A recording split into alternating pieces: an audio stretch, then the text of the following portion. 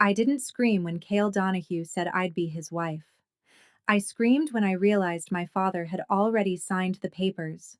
The marriage certificate sat on the mahogany desk between us, my signature forged in ink that looked almost exactly like my own handwriting. Almost. The S in Senna curled wrong, too tight, too controlled. I always wrote my name like I was trying to escape the page. Your father has excellent penmanship, Kyle said, his voice carrying the kind of calm that made my skin crawl. He stood by the window of his study, hands clasped behind his back, watching the rain sheet down the glass.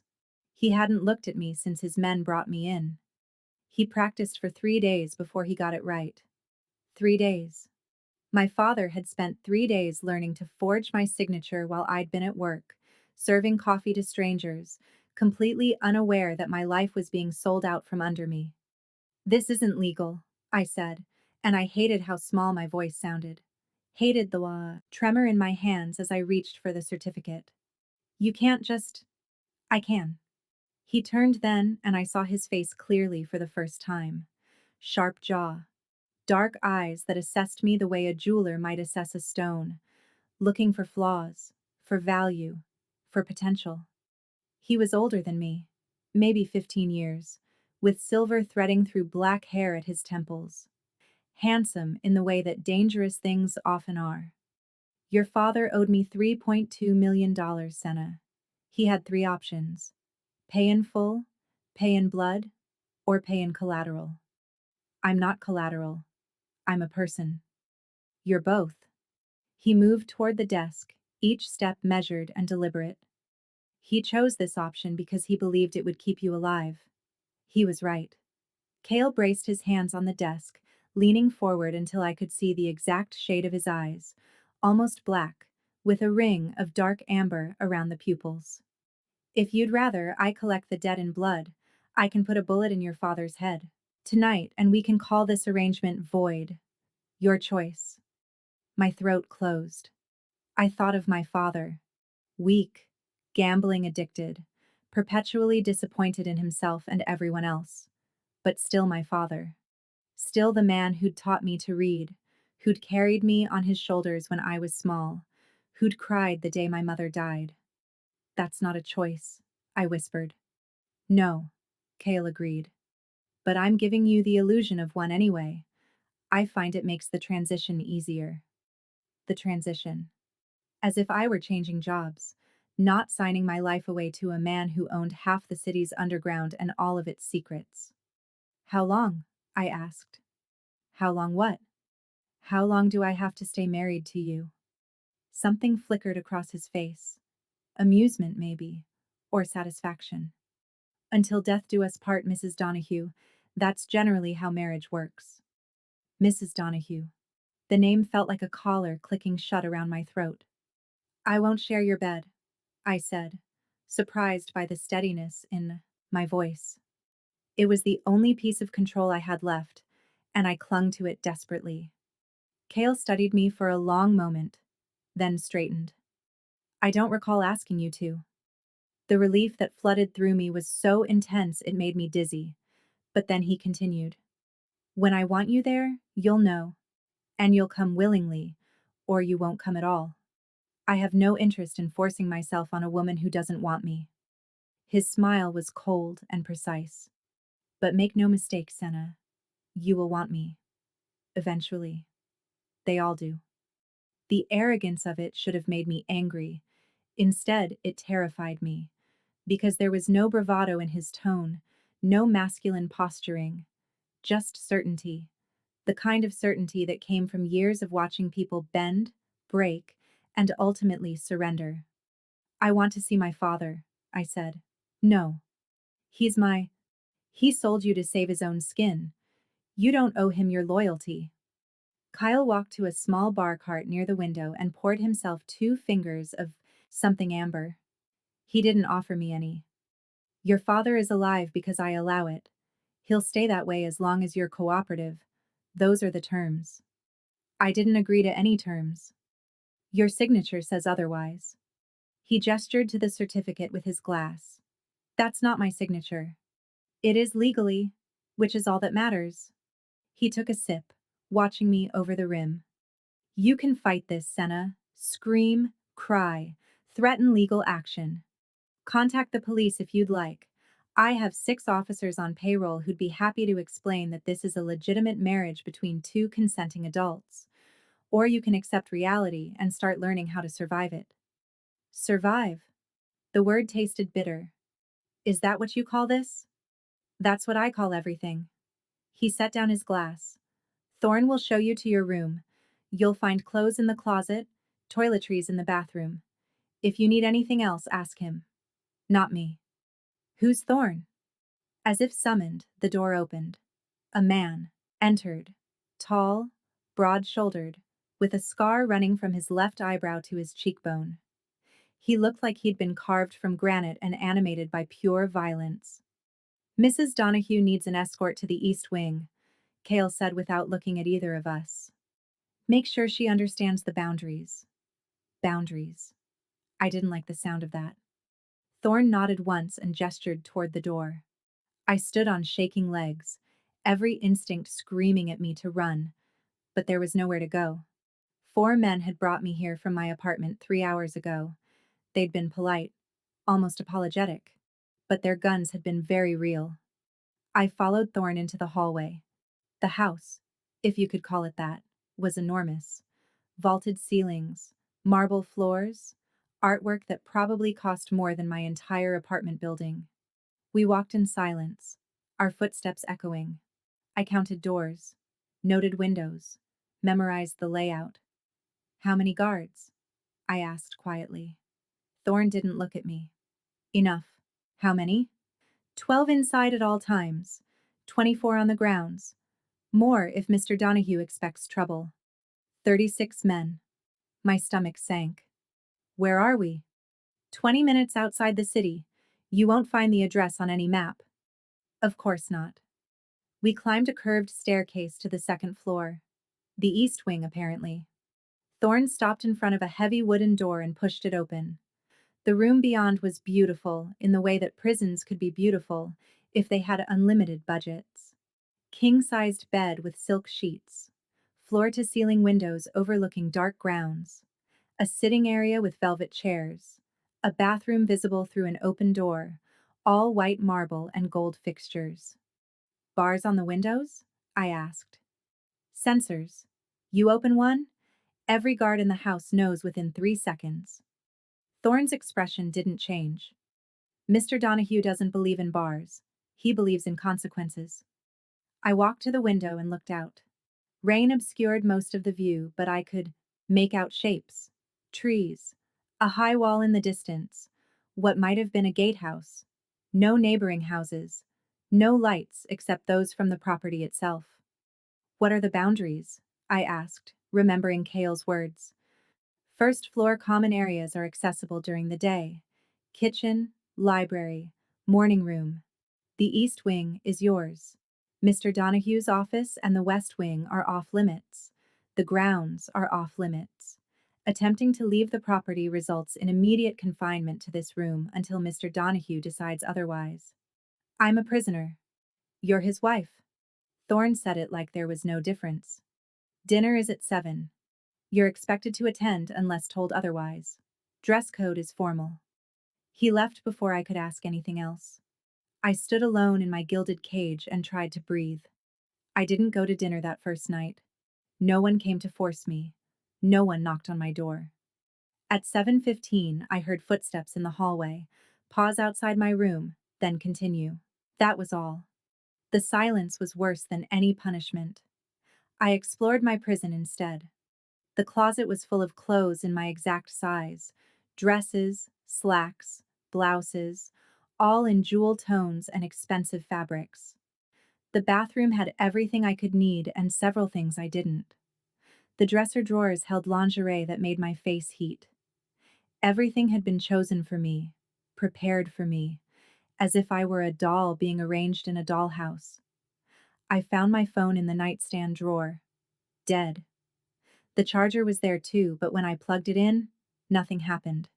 They'd deactivated it. I was completely cut off. I tried the door. Unlocked. That surprised me until I stepped into the hallway and saw the guard at the end of the corridor. He didn't acknowledge me, but I felt his attention like a physical weight. I went back inside. Sleep didn't come. I lay in that enormous bed, staring at the ceiling, and tried to make sense of my new reality. 24 hours ago, I'd been Cenevex, 26 years old, barely scraping by on tips and student loan payments, worried about making rent. Now I was Senna Donahue, property of a man who could make people disappear with a phone call. My father had done this. The rage came then, hot and overwhelming. I wanted to scream at him, to demand why he'd thought gambling was more important than my freedom. But beneath the rage was something worse: understanding. My father had always chosen the easy path, always looked for shortcuts, always believed the next hand would be the winning one. Of course he'd sacrificed me. It was the most predictable thing he'd ever done, and I'd never seen it coming. That was the part that killed me. I'd known what he was, known his weaknesses, and I'd still been blindsided. I wouldn't make that mistake again. If I was going to survive this, I needed to be smarter, faster. I needed to see 3 moves ahead the way Kale clearly did. I needed to escape. The thought crystallized in my mind with perfect clarity. This wasn't Stockholm Syndrome waiting to happen. This wasn't a dark romance where I'd fall for my captor and learn to love my cage. This was kidnapping, coercion, imprisonment. And I was getting out. I spent the next 3 days observing. I went to breakfast in the morning room, a sun-filled space overlooking a garden I wasn't allowed to enter. Kale was never there. I ate alone while a silent maid refilled my coffee. I went to dinner every evening. Kale attended those. He sat at the head of a table that could seat 20, and I sat to his right. We didn't speak. He read reports while eating, occasionally making notes in the margins. I picked at my food and memorized everything. The guards changed shifts at 6 a.m. and 6 p.m. The ones on night duty were more alert, more suspicious. The day shift got comfortable. Thorne was always nearby, a silent shadow.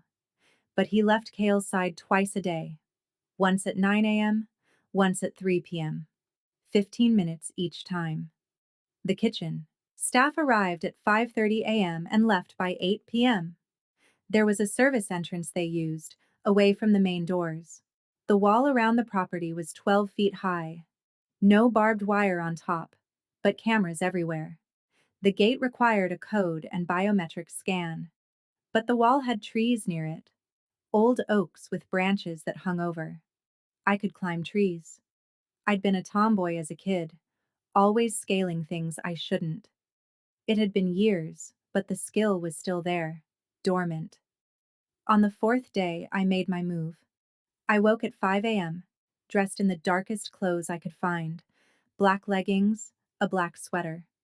I waited until I heard the shift change, the brief moment of overlap when the guards were focused on their handoff. I slipped out of my room. The hallway was empty. I moved quickly, quietly, remembering the route I'd mapped in my head. Down the servants' staircase, through the back corridor, into the mudroom near the kitchen. The service door was locked, but it was a simple deadbolt. I turned it slowly, cringing at every tiny sound. The door opened. Cold morning air hit my face. I was outside. The grounds were massive, shadowy in the pre-dawn darkness. I could see the wall in the distance, a dark line against the slightly lighter sky. I ran toward it, keeping low, staying near the hedges. My heart hammered so hard I thought it might break through my ribs. I made it halfway across the lawn before the lights came on. Not all at once. That would have been merciful. Instead, they flickered to life in a sequence, one after another, illuminating my path like a runway, like they'd been waiting for me. I froze. "Keep going." Kale's voice came from behind me, not close but not distant either. I spun around. He stood on the terrace, hands in his pockets, watching me with an expression I couldn't read. He wore a dark suit despite the hour, perfectly composed. You've made it this far, he continued. You might as well see how close you get. It was a trap. Obviously a trap. But what choice did I have? I bolted. I ran harder than I'd ever run in my life. The wall loomed ahead, the oak tree beside it. I could hear footsteps behind me now. Guards, multiple sets, moving with terrifying efficiency. I reached the tree and jumped for the lowest branch. My fingers found bark, held. I pulled myself up, scraping my arms, my legs, not caring about the pain. The next branch. The next. I was maybe 8 feet off the ground when hands grabbed my ankle. I kicked out blindly, connected with something solid. A grunt of pain. But there were more of them. Too many. They pulled me down like gravity itself had turned against me, and I hit the ground hard enough to knock the wind from my lungs. Strong hands hauled me upright. I struggled, but it was pointless. There were 4 guards surrounding me, and I was gasping for air, my vision spotty. They marched me back across the lawn, back through the door, back through the corridors I'd snuck through minutes ago. But they didn't take me to my room. They took me to Cale's office. He was already there, seated behind his desk, that same unreadable expression on his face. The guards deposited me in the chair across from him and left without a word. The door closed. Silence. Cale studied me. I stared back, trying to control my breathing, trying to look defiant instead of terrified. 3 days, he finally said. I was betting on 4. What? I wagered Thorne you'd try to escape within 4 days. He said 3. He wins. Kyle leaned back in his chair, fingers steepled. You're predictable, Senna. That's disappointing. Rage flooded through me, washing away the fear. You knew. You let me try. I encouraged it. He gestured to the window. That oak tree was trimmed last month. I had the gardeners leave branches near the wall specifically. The service door lock is the easiest in the house. The shift change happens at dawn for a reason. My stomach dropped. You wanted me to run. I needed you to understand something. He stood, moved around the desk. I tensed, but he walked past me to the bar cart. Poured himself water this time. Still didn't offer me any. Every route you plotted, I plotted first. Every weakness you found, I planted. Every guard you avoided was briefed on your likely path. This isn't a house, Senna. It's a chessboard. And you've been playing against a grandmaster. The humiliation was crushing. I'd thought I was being clever, observant. I'd thought I was 3 steps ahead. I was nowhere. Now you know, Cale continued. You can't escape through planning or stealth. So let's discuss your other options. He came to stand in front of me, close enough that I had to tilt my head back to meet his eyes. You could try to seduce a guard. Thorne is gay, and the others are terrified of what I'd do to them if they touched you. You could try to call for help. I control the phone lines and internet. You could try to signal someone from the windows. We're surrounded by 400 acres of private land. You could try to kill me. Good luck getting close enough. I hate you, I whispered. I know. Use it. His voice softened, just slightly. Hate keeps you sharp. Resignation. You can't leave, Senna. So stop trying to escape and start learning how to survive. Why? The question burst out of me. Why go through all this? Why marry me? You could have just taken the money from my father some other way. You could have. Your father didn't have money. He had you. Kyle crouched down, bringing us eye to eye. And you, Senna Vex, have a very particular value. What value? I'm nobody. I'm a waitress with student loans, and your mother was Lydia Vex. The air left my lungs. My mother. Dead 15 years. I barely remembered her. Just fragments. Her laugh. The way she sang while cooking. The funeral where I'd been too young to understand that she wasn't coming back. What does my mother have to do with this? Everything. Cale stood. Your mother was the daughter of Dominic Vex. Do you know that name? I shook my head. Your grandfather controlled the eastern seaboard's shipping routes for 30 years. When he died, his empire fractured, his lieutenants scattered, his assets were absorbed by rivals. But there was a clause in his will. Any direct descendant who married into one of the 5 founding families would inherit controlling interest in the Vex Trust. $2 billion in assets, Senna. Shipping routes, port access, political connections, an empire waiting to be reclaimed. My head spun. That's insane. I didn't even know. Your mother left that world. She wanted nothing to do with it. She married your father specifically because he was nobody, because he had no connections to the families. She thought she could disappear. His expression turned cold. She did, in a way. But you didn't. So this was never about my father's debt. Oh, the debt is real. And convenient. But no, this was always about you. Cale moved back to his desk. The Donahues are one of the 5 founding families. This marriage gives me legal claim to your inheritance. And it gives you something too. What? Protection. Because the moment the other families learn you exist, they'll come for you. They'll marry you by force if necessary, or kill you to prevent anyone else from claiming the trust. Either way, you're a liability walking around unattached. He picked up a file and tossed it across the desk. These are the death threats that arrived the day news of our marriage went public. 7 separate organizations. 3 of them sent very detailed descriptions of what they'd do to you if they got their hands on you. I didn't want to open the file, didn't want to see. But my hands moved on their own. The words on the first page made me want to vomit. Still think you'd be safer out there? Cale asked quietly. I dropped the file like it had burned me. You're lying. This is manipulation. It's reality. Welcome to it. I stood on shaking legs. I want proof.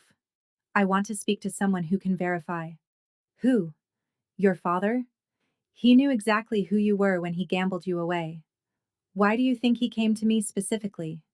He knew the marriage would activate the inheritance clause. He thought he'd get a cut once I claimed the trust. Cale's smile was razor sharp. He was wrong. The prenuptial agreement gives him nothing. My father had known what I was worth, and had sold me anyway, betting on scraps from the table. The room tilted. I gripped the edge of the desk. I need air, I managed. Sit down before you fall down. I need. Sit. The command in his voice made my knees buckle. I collapsed back into the chair. Cale pressed a button on his desk. Moments later, Thorne entered with a glass of water. He set it in front of me without a word and left. I drank. My hands shook. You're in shock, Cale observed. Understandable. But we don't have time for extended processing. The trust transfers to my control in 3 months. Until then, you're the most valuable target in this city. You need to be smart. You need to be aware. And you need to stop wasting energy on escape plans that will never work. What do you want from me? I asked hoarsely. Compliance. At minimum. He paused. At best, partnership. There's a role for you in this, Senna. You're not just a wife on paper. You're leverage. You're access. You're a key to an empire. But only if you're willing to play the part. And if I'm not? Then you stay locked in the East Wing for the rest of your life while I manage the trust alone. Your choice. Another choice that wasn't a choice. I looked at him. Really looked. Tried to see past the perfect suit and calculated calm. Tried to find something human underneath. Why you? I asked. If I'm so valuable, why did my father bring me to you instead of one of the other families? Because I paid him more. That's it? That's enough. But something flickered across his face. And because he knew I'd keep you alive, the others would have married you and killed you within the month, then claimed the inheritance as your widower. I have a reputation for keeping my assets intact. I'm an asset. You're many things. Asset is the simplest. I wanted to throw the water in his face, wanted to scream, Wanted to wake up from this nightmare and find myself back in my cramped apartment, complaining about rent and rude customers. But none of that would change anything. I set down the glass carefully. What happens now? Now you rest. Tomorrow, we start your education. Education? You need to learn how to move in this world, how to speak, how to dress, how to navigate social situations without getting yourself killed. You need to understand the families, the alliances, the politics. You need to become someone who can stand at my side in public without looking like a terrified waitress. The insult stung because it was accurate. And if I refuse? You won't. Kyle's certainty was maddening. Because you're smart enough to know that being useful is safer than being ornamental. And you're too angry at your father to give up and let him win by default. He saw too much. Read me too easily. I stood. I'd like to go back to my room now. Thorn will escort you. As if summoned again, the door opened. Thorn stood waiting. I walked past Kale without looking at him. But at the doorway, I stopped. You said hate keeps me sharp, I said to the air. You're right. I'll remember that. Good, Kale replied. I'm counting on it. My education began the next morning. A woman arrived at my room at 8 a.m., tall, elegant, with silver hair in a perfect chignon and eyes like chips of ice. She introduced herself as Petra Leon, etiquette consultant. We have 3 months to turn you into someone who belongs in society, she said, looking me up and down with barely concealed disdain. That's not a lot of time for the work that needs to be done. I bit back a retort. Kyle was right about one thing.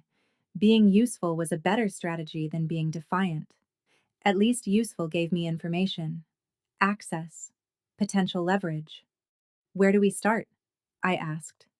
Petra's eyebrow rose a fraction, surprised by my cooperation.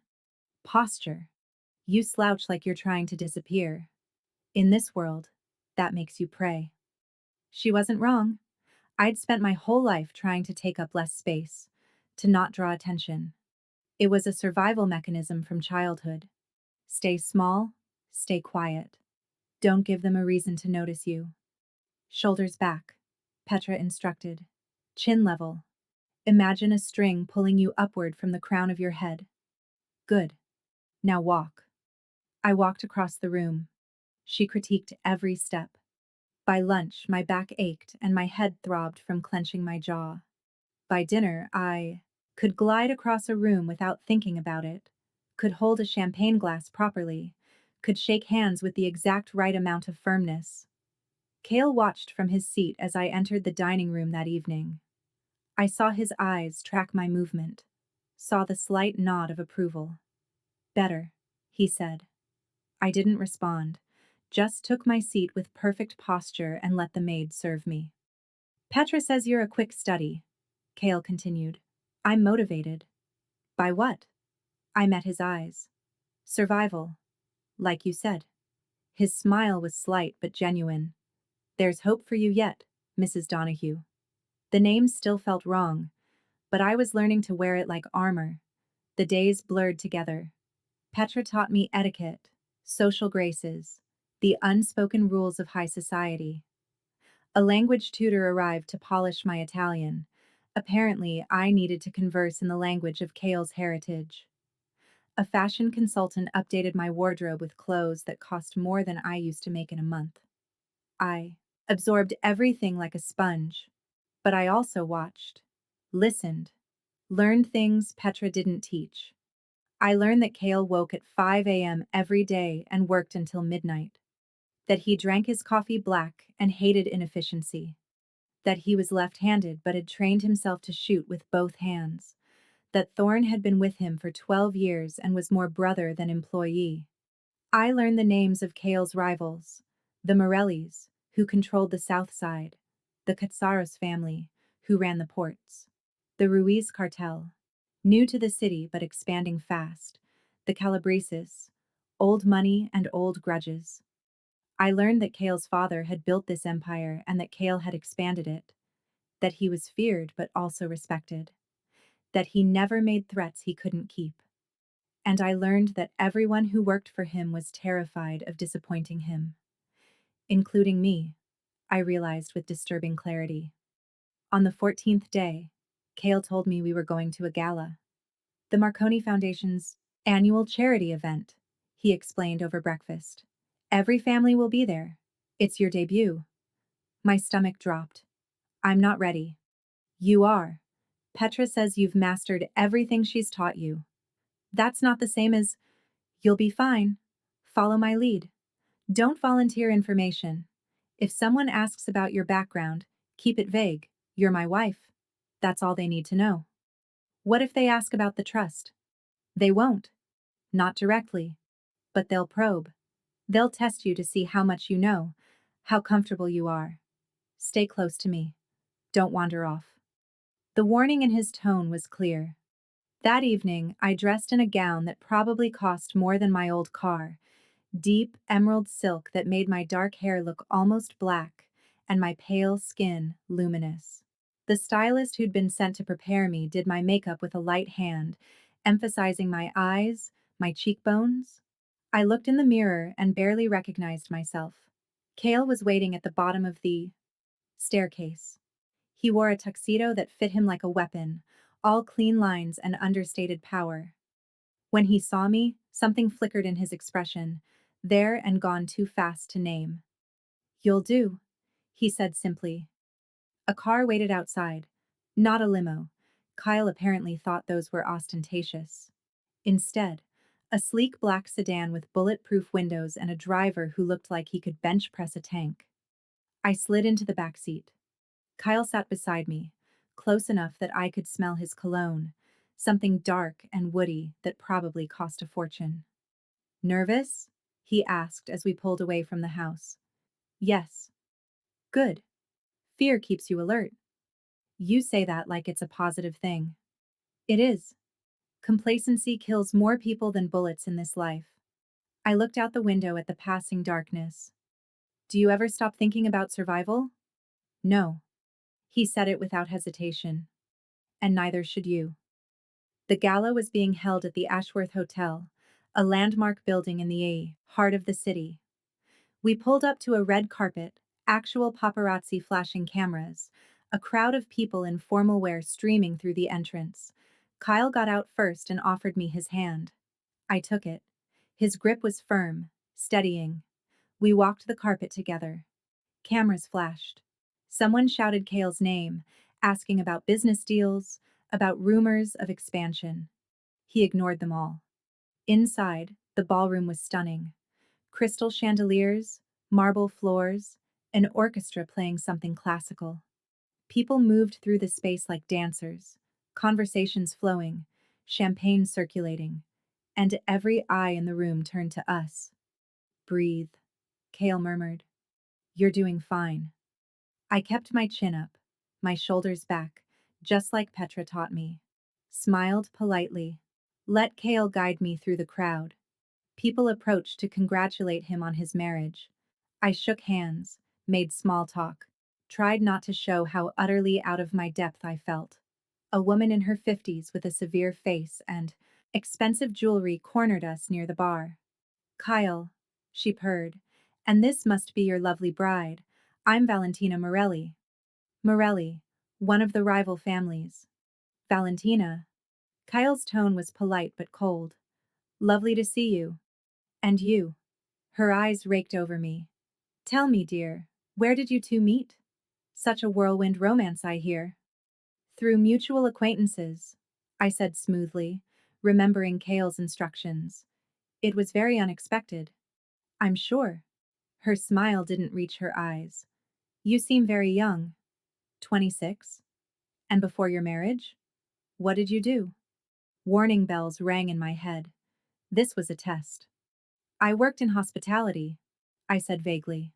How charming. Such a different world from this one. Very different, I agreed. I'm still learning. I'm sure Kale is an excellent teacher.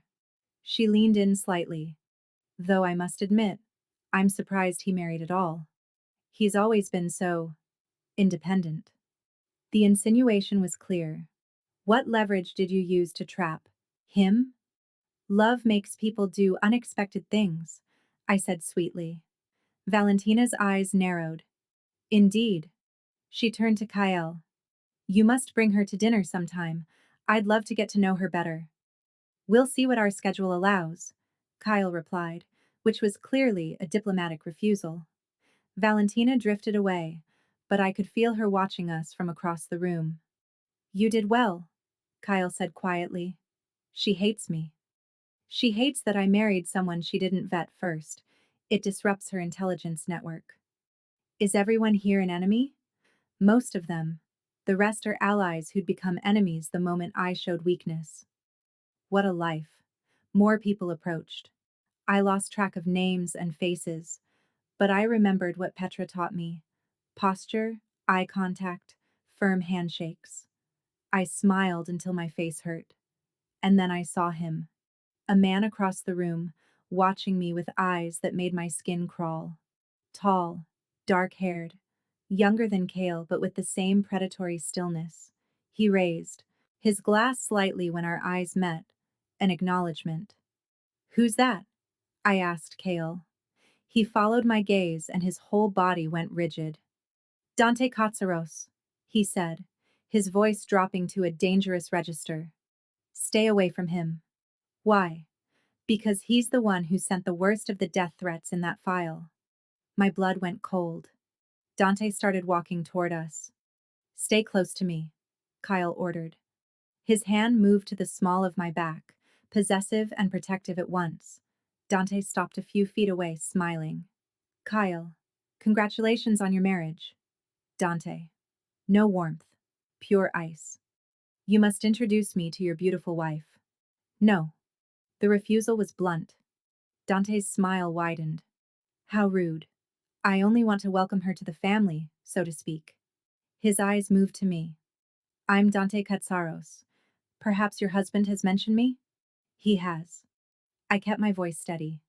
He said you're someone I should avoid. Dante laughed. Did he?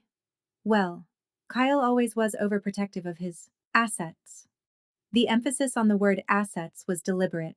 He knew what I represented. My wife is not an asset, Kale said softly. She's my wife, and if you come near her again, I'll take it as a declaration of war. The threat hung in the air, crystalline and deadly. Dante's smile never wavered. No need for hostilities. I'm simply being neighborly. He looked at me again. Enjoy the party, Mrs. Donahue. I'm sure we'll see each other again soon. He walked away. I realized I'd stopped breathing. I want to leave, I whispered. Not yet. If we leave now, it looks like weakness. We stay for one more hour, we socialize, and then we go. Kale's hand was still on my back, warm through the silk. You're safe. I won't let him touch you. And despite everything, despite the forced marriage and the cage and the manipulation, I believed him. We stayed the full hour. I made conversation I didn't remember, smiled at people whose names I'd forget by morning, but the whole time I felt Dante's eyes on me from across the room. When we finally left, I practically collapsed into the car. You did very well, Kyle said. I feel like I just ran a marathon. You'll get used to it. I don't want to get used to it. He looked at me, really looked, and for the first time I saw something like sympathy in his expression. I know, but this is your life now. The sooner you adapt, the easier it becomes. Does it ever actually become easy? No, he admitted. But you learn to wear the mask until you forget it's there. That night, I dreamed of Dante Katsaros and woke up sweating. The next morning, Kale summoned me to his office. I went warily, remembering the last time I'd been there, caught trying to escape, humiliated, trapped. But this time he gestured to the chair across from his desk like we were having a normal meeting. The gala went well, he said. Better than expected. You handled Valentina and Dante perfectly. I barely said anything. Exactly. You didn't oversell. Didn't provide ammunition. That's a skill most people take years to learn. He slid a folder across the desk. These are the families you need to know. Histories. alliances, current conflicts. Memorize them. I opened the folder. Photos, names, relationship charts. It looked like the world's most dangerous family tree. Why? I asked. Because knowledge is leverage, and if something happens to me, you'll need to know who to trust and who to run from. The casual mention of his death sent ice through my veins. You think something's going to happen to you? In this life, it's always a possibility. I'm prepared for it. You should be too. He leaned back. I'm having a panic room installed in the East Wing. Thorn will show you how to access it. If there's ever an attack, you go straight there. Don't try to help. Don't try to fight. Just hide and wait for Thorn to get you out. You're serious. I'm always serious. I looked down at the folder, at the faces of people who wanted me dead or married or both. This is insane. This is reality. Your reality now. I wanted to argue, but what was the point? He was right. So I took the folder to my room and I studied. I learned that Valentina Morelli had killed her own brother to take control of the family, that Dante Katsaros had been engaged 3 times, and all 3 fiancés had died in convenient accidents, that the Ruiz cartel had overthrown a government in their home country before expanding into the US. These were the people I had to smile at, shake hands with, pretend to like. No wonder Kale never relaxed. The weeks passed in a blur of preparation. More galas, more dinners, more occasions where I had to perform the role of Kale's devoted wife. And slowly, imperceptibly, it started to feel less like acting. Not that I was falling for him. I wasn't naive enough for that. But I was starting to understand him, the way he thought, the way he operated, the precise calculations behind every decision. He was brilliant in a terrifying way, and being around him was like standing next to a bonfire, dangerous but mesmerizing. I caught myself watching him sometimes, the way his hands moved when he was working, the way his jaw tightened when something displeased him, the way he listened when I spoke, actually listened, like my words mattered. It scared me how much I was learning to read him, and it scared me more that he seemed to be reading me just as easily. One evening, about 6 weeks into the marriage, we were in his office going over security protocols. He'd insisted I learn them, said I needed to know the evacuation routes, the safe houses, the emergency contacts. If Thorn is compromised, he was saying, you call this number. He wrote it on a card. It's a direct line to my second in command, Victor.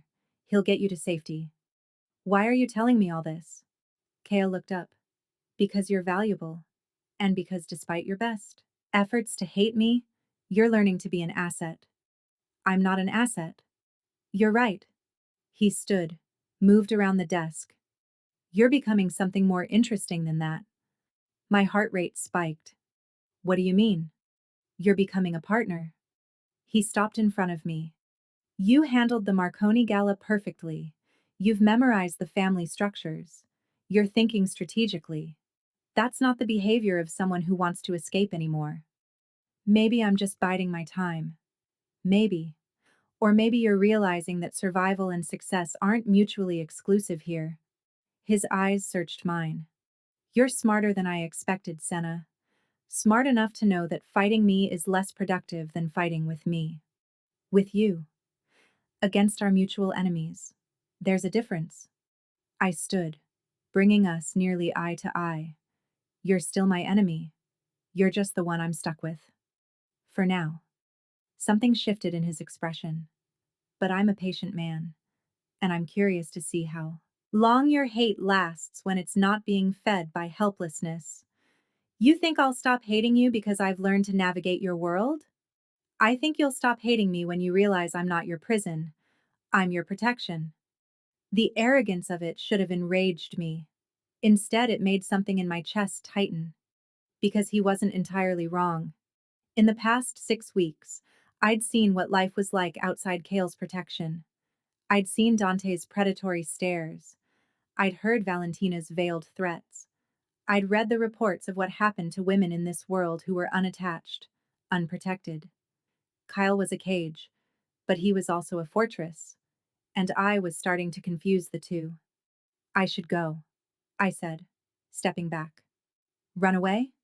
His tone was mocking but not unkind. Strategic retreat. There's a difference. His smile was genuine this time.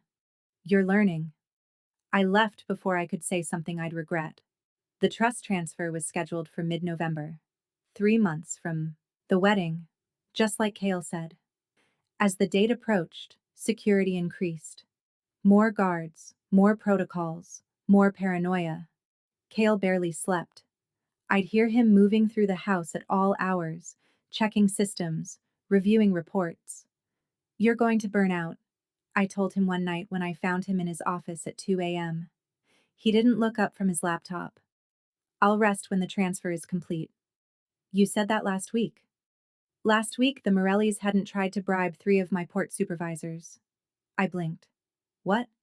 They failed. But the attempt was made. He finally looked at me. Why are you up?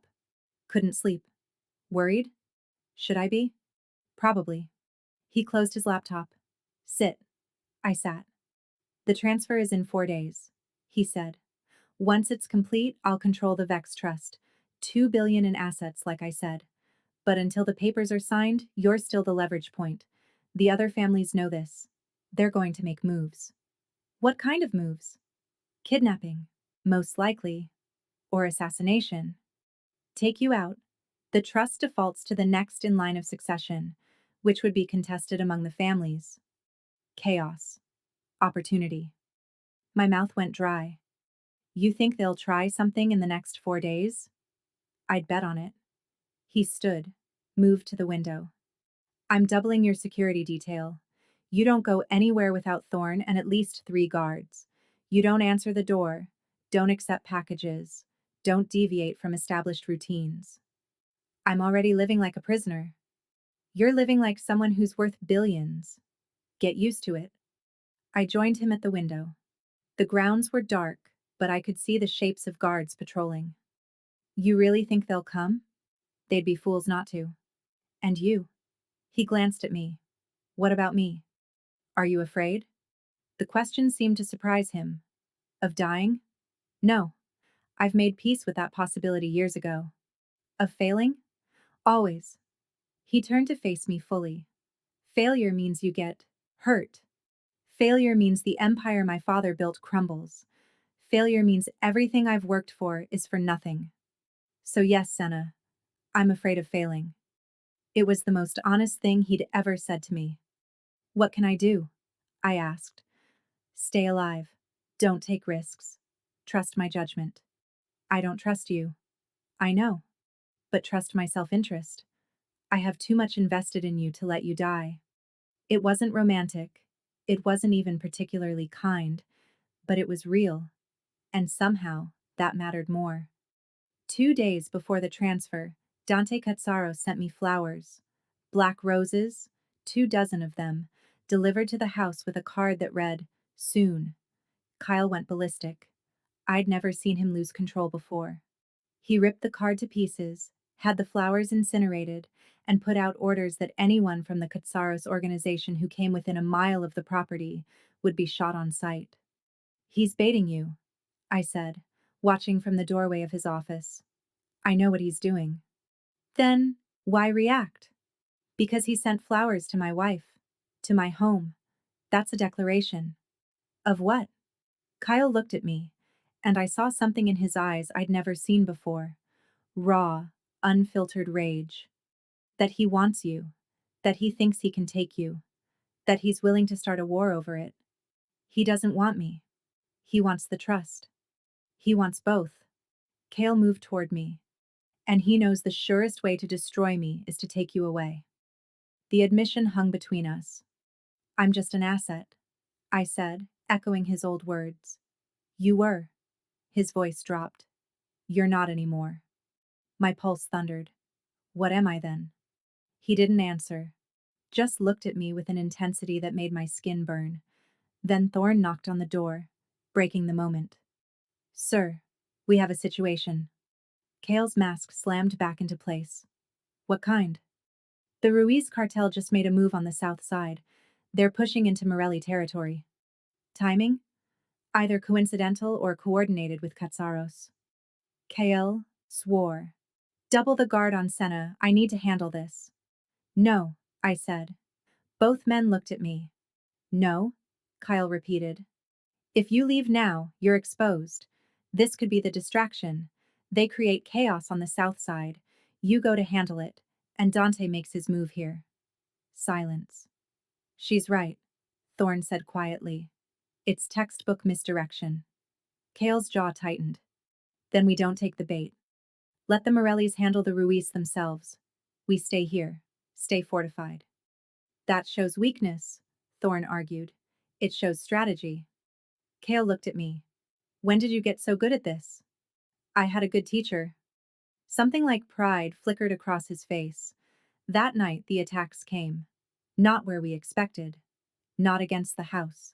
Against Kale's shipping operations. 4 warehouses set on fire simultaneously, millions in damages, dozens of employees evacuated.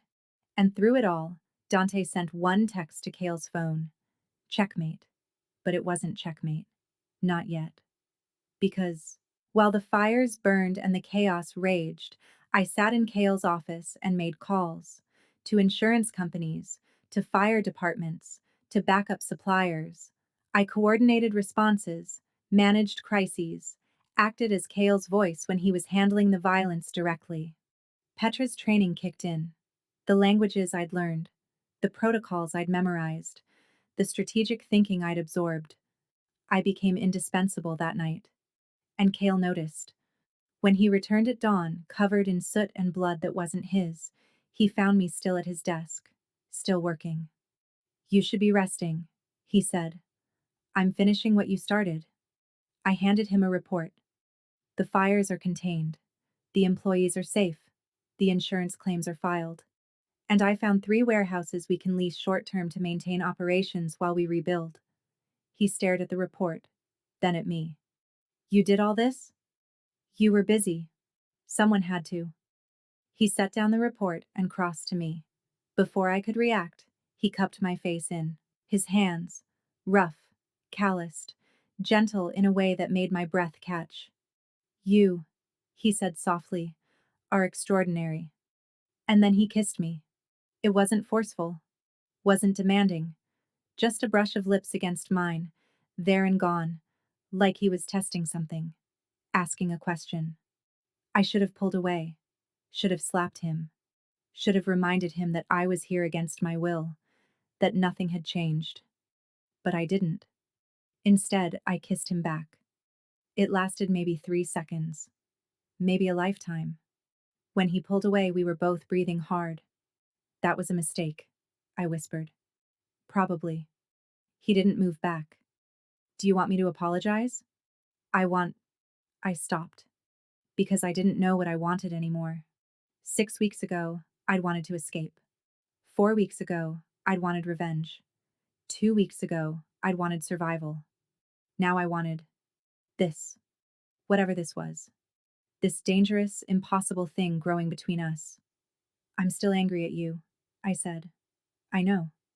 I still hate what you did. How you trapped me. I know that too. But I couldn't finish. You don't hate me, he completed. Not anymore. I should. You should. His thumb brushed my cheekbone. But you don't. Because you understand now. You understand why I did it. Why I had to. Understanding doesn't make it right. No. But it makes it survivable. He finally stepped back. Get some rest, Senna. Tomorrow's the transfer. After that, things will calm down. I laughed bitterly. You don't believe that? No. But I like to pretend. He headed for the door, then paused. Thank you. For tonight. For everything you did. I didn't do it for you. I know. You did it for the employees. For the innocent people caught in the crossfire. That's why it matters more. He left. I sat in his chair, in his office, surrounded by his empire, and tried to figure out when exactly I'd stopped being his prisoner and started being his partner. The trust transferred without incident. It was almost anticlimactic. Lawyers, paperwork, signatures. Kale and I sat side by side in a conference room while men in suits shuffled documents and explained terms I barely understood. But I understood the outcome. $2 billion in assets, now under Kale's control.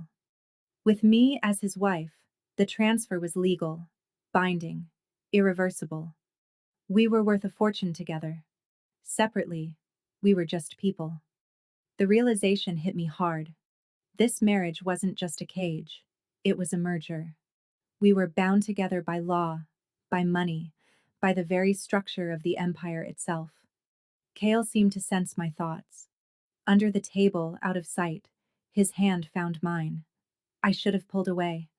I didn't. When it was over, when the papers were signed and the lawyers congratulated us, we walked out of the building into bright November sun. It's done, Kale said. What happens now?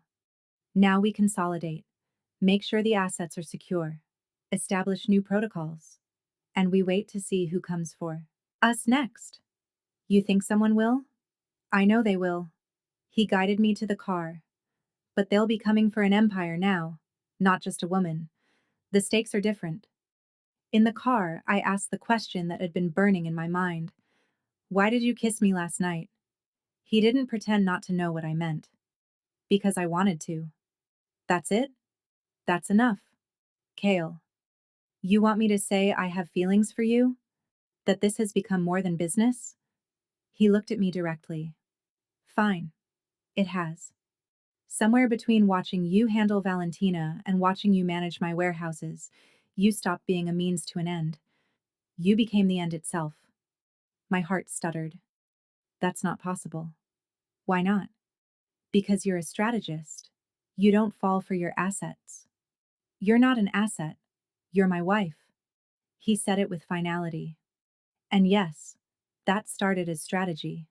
But strategy doesn't account for the fact that I think about you constantly, that I want your opinion on decisions that have nothing to do with the trust.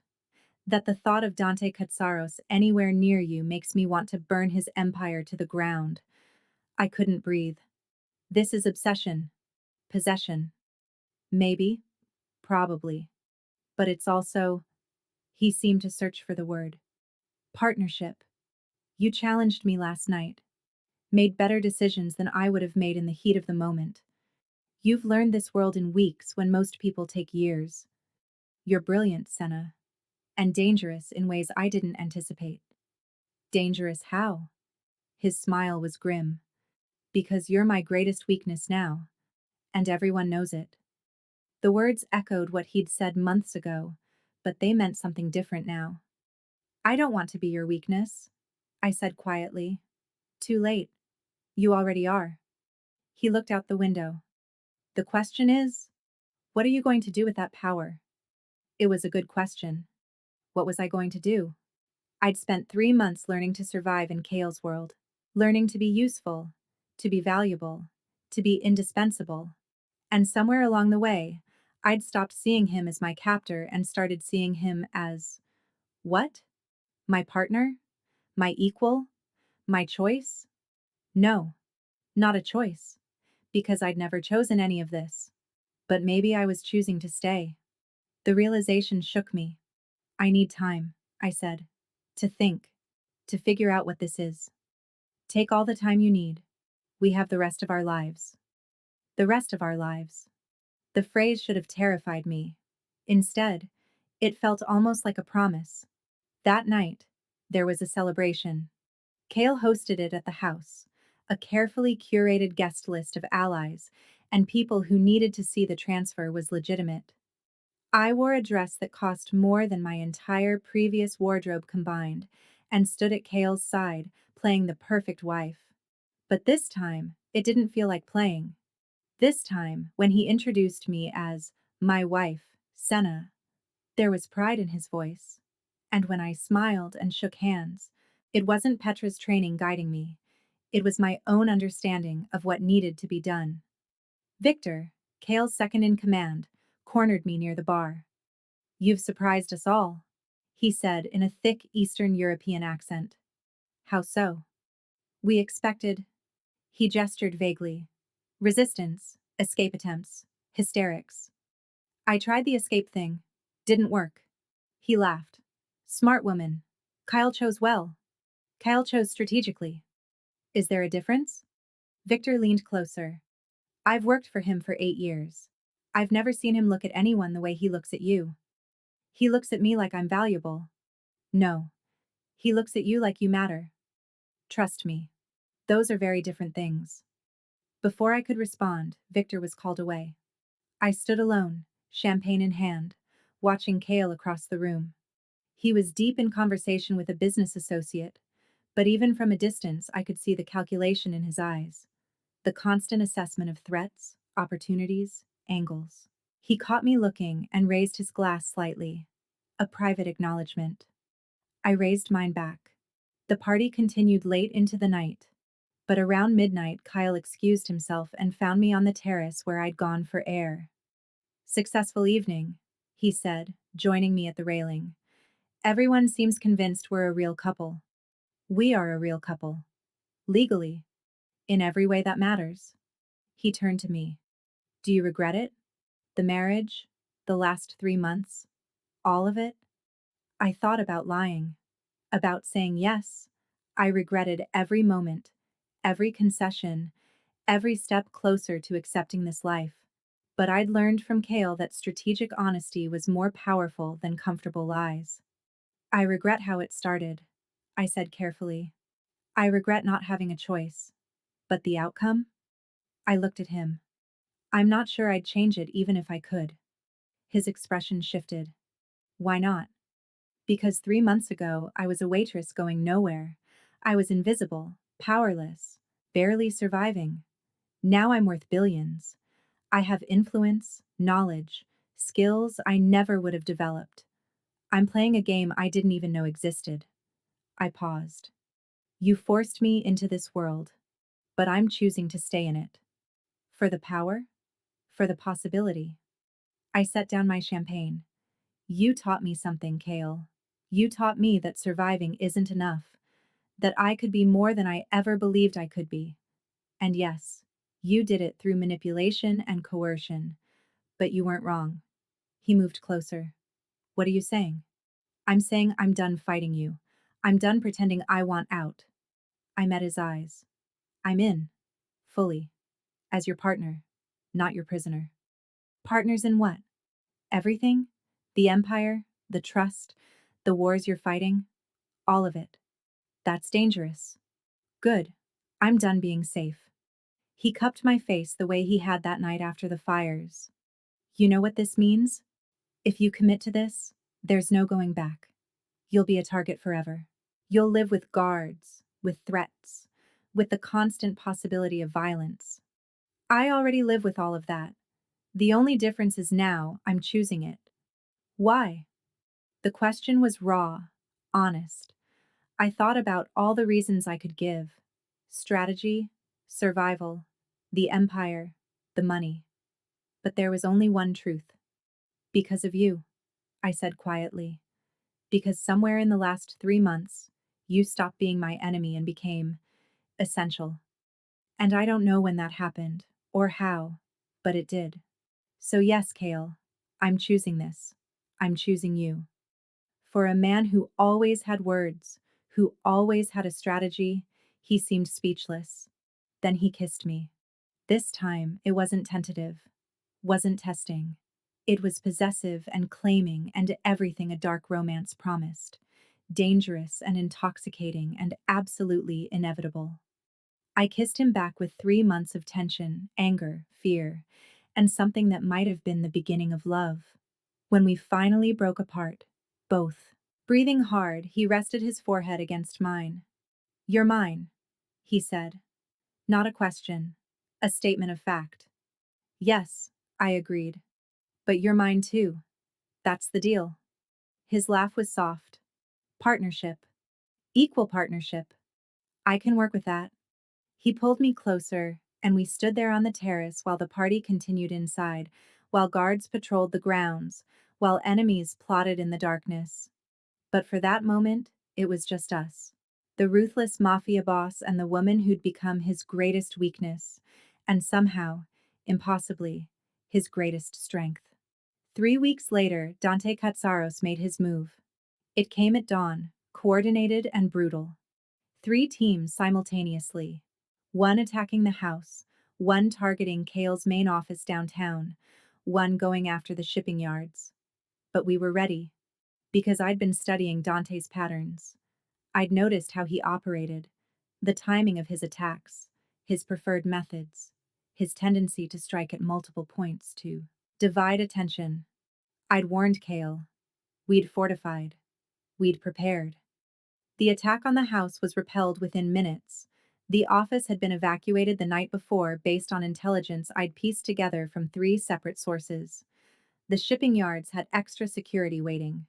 Dante's teams retreated with heavy casualties, and the next day, Kale sent a very clear message: a complete economic blockade on Katsaros operations. No goods moved through their ports. No suppliers would work with them. No banks would extend credit.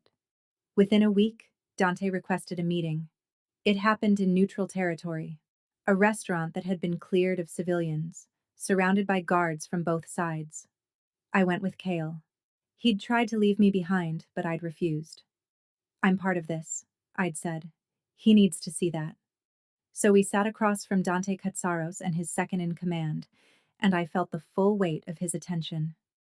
Mrs. Donahue, he said smoothly. You're even more impressive in person. Cut the pleasantries, Kale said coldly. You requested this meeting.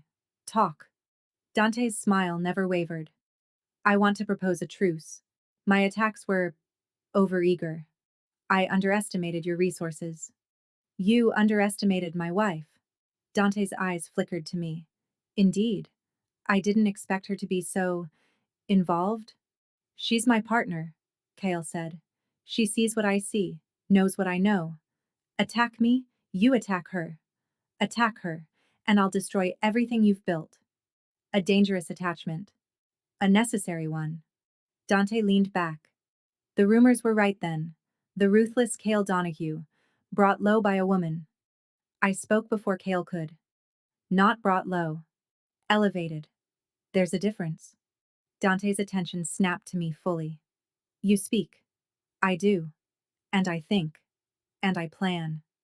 Which is why you're here right now, asking for a truce instead of continuing a war you can't win. His expression darkened.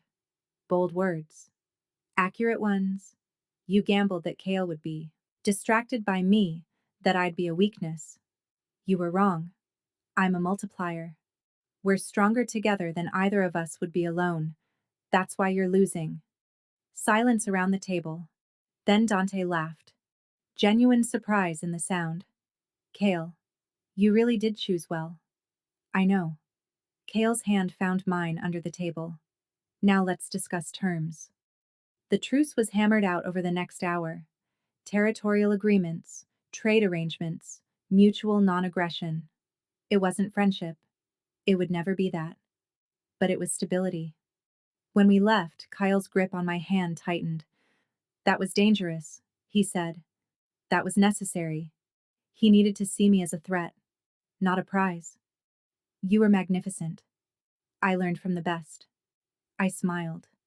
Besides, we're partners, remember? That means I don't hide behind you. I stand beside you. Even when it's dangerous? Especially then. In the car, he pulled me close. I love you. The words hit me like a physical blow. He'd never said them before. Never even implied them beyond calling me essential, important, indispensable. But love? Kale. I know, it's early. It's complicated. It started with manipulation and coercion, but it's true anyway. He looked at me with absolute certainty. I love you, Senna, and that terrifies me more than any war, any rival, any threat I've ever faced, because losing you would destroy me in ways nothing else could. I should have been skeptical, should have questioned if love could grow from the foundation we had, but I thought about the last 3 months, about how he'd taught me, challenged me, pushed me to be more than I ever thought possible. about how he'd protected me even when I hated him, about how he looked at me not as possession but as partner. And I realized that love didn't always come from perfect beginnings. Sometimes it came from fire, from struggle, from two people learning to be equals in the middle of a war. I love you too, I said, and the words felt like truth. He kissed me then, deep and claiming, and I kissed him back with everything I had. When we finally broke apart, he smiled, a real smile, rare and beautiful. So what now? I asked. Now we build, together. An empire that's ours, not just mine. A partnership that's real, not just strategic. And the enemies? They'll keep coming. That's the nature of this life. Good. I settled against him. I'd hate to be bored. His laugh rumbled through his chest. Bored is the one thing you'll never be with me. 6 months later, we hosted a New Year's Eve gala. The grand ballroom was packed with every major family, every power player, every person who mattered in our world. And I moved through it like I'd been born to it. Confident, strategic, dangerous in my own right. Valentina Morelli cornered me near the champagne fountain. You've changed, she observed. I've evolved. Kyle's influence? Partnership. I smiled. We bring out the best in each other. Or the worst. But there was respect in her tone. You've proven more formidable than anyone expected. Thank you. That wasn't a compliment. I'm taking it as one anyway. She actually laughed. Perhaps we underestimated you. Yes, I agreed simply. You did. When midnight struck, Cale found me on the terrace again. Our place, apparently. Happy New Year, Mrs. Donahue. Happy New Year, Mr. Donahue. He pulled me close and we watched fireworks explode over the city. Our city now. Our empire. Regrets? He asked softly. I thought about that first night.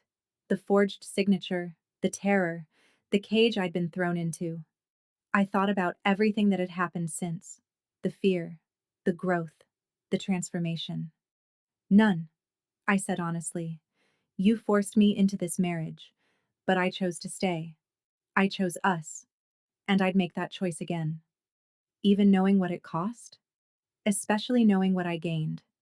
He kissed me as the fireworks painted the sky in gold and silver, as the city celebrated below, as our guards kept watch around us. And I kissed him back. This ruthless mafia boss who'd stolen my freedom and given me an empire. This man who'd taught me that strength came in many forms. This partner who'd become my greatest asset and my deepest weakness all at once. I love you, I whispered against his lips. I know, he said. You're mine. And you're mine. Always. The fireworks faded, but we stayed there. Two people who'd forged something real from something forced, something beautiful from something dangerous. We stayed there, the ruthless mafia boss and the woman who'd become his greatest weakness and his greatest strength. And absolutely, irrevocably,